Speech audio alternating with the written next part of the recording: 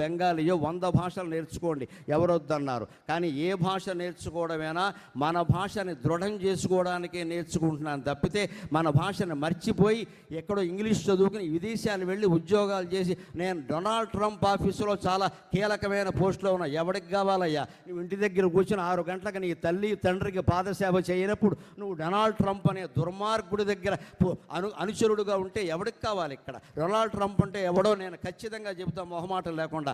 విష్ణుమూర్తి జైవిజయుల్ని శపిస్తే 3 అవతారాలు ఎత్తారనుకుంటున్నారు, పొరపాటు. హిరణ్యకశిపులు 1వ అవతారం, రావణ కుంభకర్ణులు 2వ అవతారం, శిశుబాల దంతభక్తులు 3వ అవతారం, డొనాల్డ్ ట్రంప్ ఎలాన్ మస్క్ 4వ అవతారం ఖచ్చితంగా. మళ్ళీ వీళ్ళని నాశనం చేయడానికి విష్ణుమూర్తి రావాల్సిందే, మనమంతా ప్రార్థన చేయవలసిందే ఆంధ్ర మహావిష్ణువులు ఖచ్చితంగా. ఈయనేమో అంగారక గ్రహంలో కాలనీ కడతాట, ఎందుకని రియల్ ఎస్టేట్ వ్యాపారం కోసం.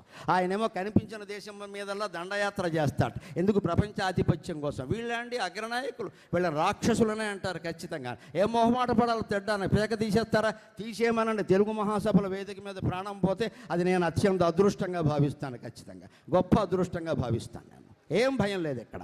మాట్లాడడానికే భయపడిన వాళ్ళు కార్యాచరణ ఎలా చేస్తామండి? యువతర మొత్తం ధైర్యం నింపుకోండి ఖచ్చితంగా. మా భాషలోనే మేము మాట్లాడతాం. ఒక్కటే మాట రాజుగారిని కూడా నేను అడుగుతున్నా, అయ్యా మీ సభలు సార్థకం కావాలంటే ఇక్కడ మీరు పెట్టిన మెడికల్ కళాశాలలో కనీసం నెలకొక్కసారి, వారానికి మీకు ఇబ్బందిగా ఉంటుంది, నెలకొక్కసారి 1 గంటన్నర సేపు ఒక సాహిత్యవేత్తని పిలిపించి తెలుగు సాహిత్యం ఆధునిక యువతరానికి ఎలా ఉపయోగపడుతుందో చెప్పించండి ఖచ్చితంగా. అలా ఏడాది పాటు ఉపన్యాసాలు జరిగితే వాళ్ళే ఖచ్చితంగా తెలుగు భాష మాకు కావాలని కోరుకుంటారు, స్వచ్ఛందంగా చదువుకుంటారు. అటువంటి నిర్ణయాన్ని మా రాజుగారు తీసుకోవడానికి, మీరంతా అనుసరించడానికి, తెలుగు అమలు విశిష్టంగా జరగడానికి నా ఉపన్యాసం ఏమాత్రం ఉపయోగపడినా నేను ధన్యుణ్ణి. నాకు ఈ 4 మాటలు నేర్పిన మా అమ్మ ధన్యురాలు. స్వస్తి.